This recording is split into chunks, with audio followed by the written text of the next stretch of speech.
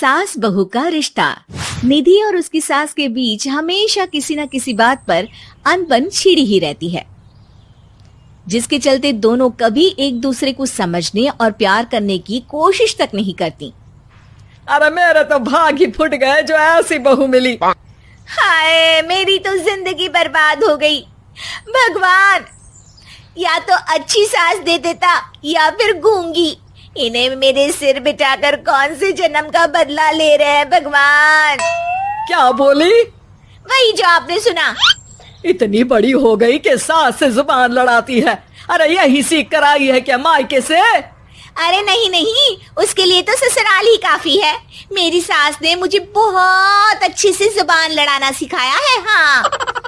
सास बहू की तीखी नोक झोंक चल ही रही होती है कि दीपू वहां आ जाता है। रिश्ता करते हुए पति पत्नी की जगह सास बहू की कुंडली मिलानी चाहिए, क्योंकि अगर सास बहू का रिश्ता अच्छा नहीं तो उनका पता नहीं, पर पति की जिंदगी तो पक्का झंड है। मुझे अपने सामने कोई झगड़ा नहीं चाहिए। बस करो दोनों। दोनों शांत होकर अपने अपने काम में बिजी हो जाती हैं। दीपू ऑफिस चला जाता है, जिसके थोड़ी ही देर में दीपू की बहन कल्पना का फोन आता है। अरे कैसी है रे बेटा? ससुराल में सब बढ़िया है ना? कोई तुझे परेशान तो नहीं करता? सास की बात सुनकर पास खड़ी निधि हंसकर कहती है, अरे वाह रे ऊपर वाले, खुद बहू को शांति से सांस भी नहीं लेने देती और बेटी से पूछ रही है कोई परेशान तो नहीं करता। अरे मेरी बेटी तुम्हारी तरह नाकारा और बदतमीज नहीं है, इसलिए उससे पूछना बनता है। तो उनकी सास भी आपकी तरह नहीं होगी, इसीलिए उन्होंने कुछ बोला नहीं। और इसी के साथ एक बार फिर दोनों सास बहू के बीच तानों का युद्ध शुरू हो जाता है। फिर कल्पना कुछ देर तक तो फोन पर सुनती रहती है, पर जब दोनों चुप होने का नाम तक नहीं लेती तो वो चिल्लाते हुए बीच में बोलती है, अरे बस करो, यहाँ फोन कान पर लगाए जब मुझसे आप दोनों की बातें सुनी नहीं जा रही तो मेरा बेचारा भाई न जाने किस हाल में होगा। अरे ये सब तेरी भाभी की वजह से है बेटा। तो माँ, आप भी कुछ कम नहीं है। आप दोनों को ही अपना रिश्ता सुधारने की जरूरत है। मैं एक बाबा को जानती हूँ जो रिश्ते सुधारने में एक्सपर्ट हैं। आप दोनों उनके पास जाइए। ना जी ना, मैं ऐसे ढोंगी बाबा में नहीं मानती। देखा, कहा था ना। अरे ये तो हमारे घर में शांति चाहती ही नहीं है। भाभी, एक बार ट्राई करके तो देख लो। इस पर निधि मान जाती है और अगले ही दिन दीपू के ऑफिस जाने के बाद दोनों बाबा के पास पहुंच जाती हैं। सास बहू के बीच रिश्ता कुछ ज्यादा खास नहीं है। हर समय तू मैं चलती रहती है। हाँ जी हाँ, बिल्कुल सही। आप तो बहुत ज्ञानी है बाबा जी। तो पाई सुनो, बहू को साफ और सच्चे मन के साथ सास को 12 लाल और 12 हरी चूड़ियां भेंट करनी है। बात भेद अपने आप कम हो जाएंगे। बाबा का उपाय सुन अगले दिन निधि सास को चूड़ियां भेंट कर देती है, लेकिन इससे भी उन दोनों के बीच कुछ सही नहीं होता। अरे पक्का इसने ही किलस कर चूड़ियां दी होंगी, तभी कुछ नहीं हुआ। दोनों दोबारा बाबा के पास जाती हैं। कुछ नहीं होता। तो दूसरा उपाय सुनो।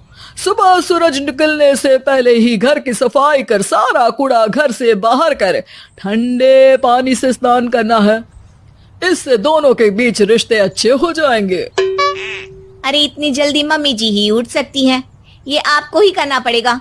मैं अकेली तो लड़ाइयाँ नहीं करती ना। बाबा का उपाय मानते हुए अगली सुबह से सास जल्दी उठ सूरज निकलने से पहले घर की सफाई कर ठंडे पानी से नहाने लगती है। ये सब कुछ दिन तक चलता है, जिससे अभी भी दोनों के रिश्ते तो नहीं सुधरते, पर सास की तबीयत खराब होने लगती है। अब लगता है आपने मन से काम नहीं किया होगा, तभी तो रिश्ता वैसा का वैसा पड़ा है और तबीयत खराब हो गई। अरे सही कहती थी तुम, कल मुहा ढोंगी बाबा। देर आए पर दुरुस्त आए। चलो आराम करो अब निधि बाकी काम छोड़ सास की सेवा करने लगती है। अपनी पत्नी और माँ में ऐसा बदलाव देख दीपू बिल्कुल हैरान रह जाता है। अरे कहीं बाबा ने कोई जादू टोना तो नहीं कर दिया? मेरी माँ और पत्नी इतना घुल मिल कर तो नहीं रहती। ओहो, सरकाज़म। बस बस, अब जाओ और अपना काम खुद कर लो, मुझे मम्मी जी का ख्याल रखना है। निधि की बात सुन हैरान दीपू बस उन्हें देखता रह जाता है और निधि सास का ध्यान रखने में लगी रहती है। इसी तरह दिन बीतते हैं और निधि आधे से ज्यादा समय सास के साथ बिताने लगती है, जिस वजह से उन दोनों का रिश्ता पहले से अच्छा होने लगता है और वो एक दूसरे को समझने लगती है। बहू, मैं सोचती हूँ एक बार उसे ढोंगी बाबा के पास जाना चाहिए, उसे सबक सिखाने के लिए। अरे पर मम्मी जी, उसकी क्या जरूरत है, हमारे घर में सब ठीक है, फिर वो कुछ भी करे, हमें उससे क्या। दोनों के बीच ये बात हो ही रही होती है कि तभी बाबा कल्पना के साथ उनके घर आ जाते हैं। माँ, बाबा आप दोनों से मिलना चाहते थे, इसलिए मैं उन्हें यहाँ ले आई। अरे पर हमें इस ढोंगी बाबा से नहीं मिलना। हाँ, मेरी बहू बिल्कुल सही कह रही है। जो कुछ समय पहले एक दूसरे को मारने को चलती थी, आज एक ही लय में बात कर रही है। आपको अपने रिश्ते के लिए किसी बाबा के नहीं, अपने आप की जरूरत होती है। रिश्ता सुधारने के लिए जरूरी है कि सास बहू को अपनी बेटी और बहू सास को अपनी माँ जैसा समझे और प्यार दे।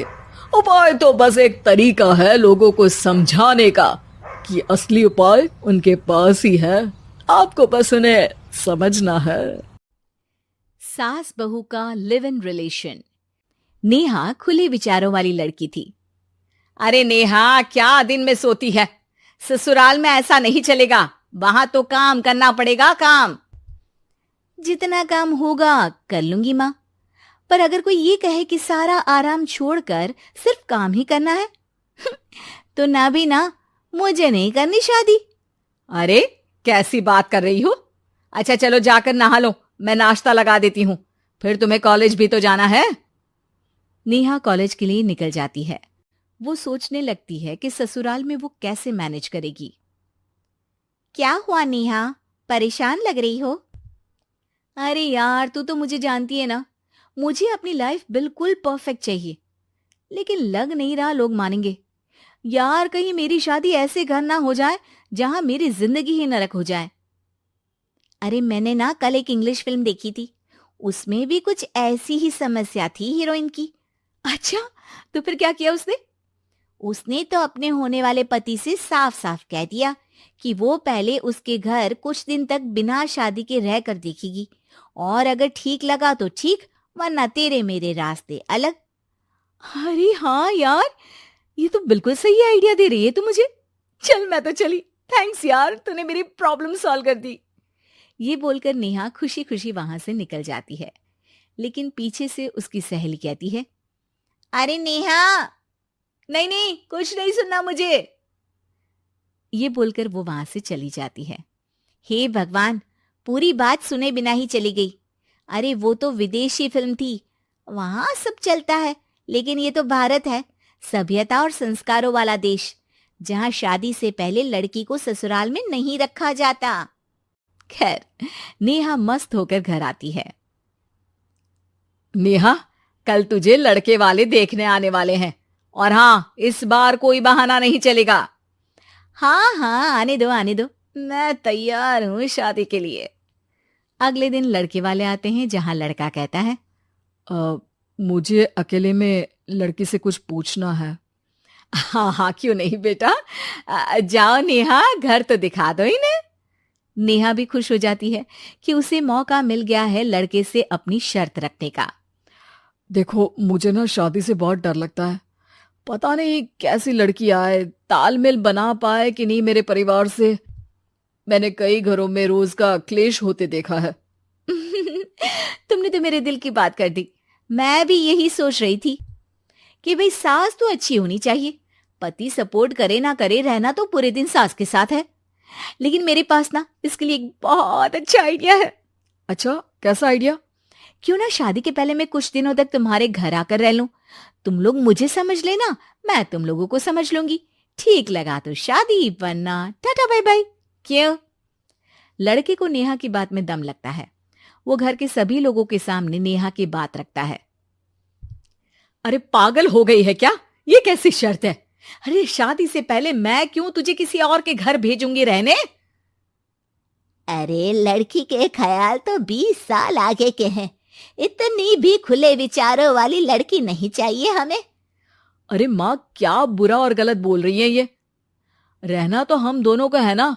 कल को कोई परेशानी आई तो तुम सब तो ये बोलकर निकल जाओगे कि जिंदगी तुम लोगों को ही निभानी है। तुम लोगों को जो करना है करो। तब क्या करूंगा बताओ? सबके समझाने पर वो लोग मान जाते हैं। वाह, मैं 2-3 दिनों में पैकिंग कर लूंगी, तो आकर मुझे ले जाना। और नेहा पहुंच जाती है विशाल के घर। आओ आओ, ये रहा तुम्हारा कमरा। इस घर में तुम एज अ गेस्ट रहो, लेकिन माँ तुम्हें बहू की तरह ही ट्रीट करेंगी और तुम भी उन्हें सास की तरह ही रखना। बस फिर क्या था, शुरू हो जाता है लिव इन सास बहू का ड्रामा। अरे चाय तो बना दे बहू। जी सासू माँ, अभी लाई। नेहा चाय लेकर आती है कि बस चाय लेकर आई हो, इसके साथ पकोड़े भी ले आती। लेकिन आपने तो बताया ही नहीं कि आपको चाय के साथ पकोड़े भी चाहिए। हाँ हाँ, अब तो पता चल गया ना। रात को खाना खाने के बाद नेहा किचन में खटर पटर कर रही होती है। क्या हो रहा है वहां नेहा? माँ जी, मैं ना रात को अदरक वाली चाय पीकर सोती हूँ, ये मेरी आदत है। अच्छा, तो जरा मेरे लिए भी बना देना। दोनों सास बहू रात को चाय पीती हैं। अगले दिन, नेहा, मैं मंदिर जा रही हूँ, मेरी साड़ी निकाल कर बेड पर रख दे। नेहा सास के लिए साड़ी निकाल कर रख देती है। वो देखती है कि उसके आने के बाद से सास ने घर का कोई भी काम करना छोड़ दिया है। यार मैं क्या करूं? ऐसा ससुराल तो मुझे नहीं चाहिए था जिसमें मैं ही सारा काम करूं। मैं तो ऐसा घर चाहती हूं जहां सास और बहू दोनों मिलकर किचन में काम करें। हे भगवान, रात को चाय पी ली, पेट में गैस बन गई, अब तो चला भी नहीं जा रहा है। मुझे तो ऐसी बहू चाहिए जो हेल्थ के प्रति कॉन्शियस हो, क्योंकि वो ठीक रहेगी तभी तो मैं ठीक रहूंगी। दोनों समझ जाती हैं कि वो लोग एक दूसरे के लिए नहीं बने हैं। अगले दिन, नेहा, जरा चाय तो ले आना। नेहा चाय के साथ चिला भी बनाकर ले आती है। सास खा पीकर सो जाती है। अगली सुबह, तेरी बुआ सास आ रही है, उसे मैंने तेरे बारे में बताया है। तभी वहां गंवार से एक महिला आ जाती है। चलो यहां से निकलो, कुछ नहीं है खाने के लिए, जाओ। ए नेहा, तमीज से बात करो, ये मेरी ननद यानी आशीष की बुआ है। हाय रे दैया, इतनी आकड़ वाली लड़की! अरे यही है ना जो शादी से पहले ही आकर बस गई है यहाँ पर। बस नहीं गई हूं, बसना है या नहीं ये डिसाइड करने आई थी, लेकिन इन लोगों के रिश्तेदार इतने गंवार हैं तो मैं तो ना कर रही इस घर में शादी। और भाभी, और क्या कमी थी हमारे आशीष में जो आपने ऐसी लड़की की शर्तों को मान लिया? अरे वो तो आशीष के कहने पर मैं झुक गई, वरना ऐसी लड़की को तो मैं घर में घुसने भी ना दूं। ए हेलो, ऐसी लड़की कैसी लड़की? हाँ, बिना समझे बुझे शादी कर लूं? अब तो समझ गई ना कि हम लोग गांव के हैं। भाभी को खाट पर सोना और रिश्तेदारों का गांव से आना जाना तो लगा ही रहना है इस घर में। हाँ हाँ, मैं तो किसी मॉडर्न घर में शादी करूंगी। ये बोलकर नेहा वहां से चली जाती है। अपने घर में आकर नेहा कहती है, ना माँ ना, लिव इन में रहकर देख लिया, ये गांव के लोगों का कोई भरोसा नहीं है। खैर, नेहा की शादी एक मॉडर्न घर में हो जाती है, जहां सास कहती हैं, हे नेहा, मैं टेनिस खेलने जा रही हूं, आओ तो जूस बनाकर रखना, और हाँ, वॉलनट्स और ओट्स भी बना लेना। जी माँ। माँ मॉम बोलो डार्लिंग, माँ इज ओल्ड फैशन। बेचारी नेहा सर पर हाथ रख लेती है। हे भगवान, ये सास तो सास ही होती है, गांव की हो या शहर की।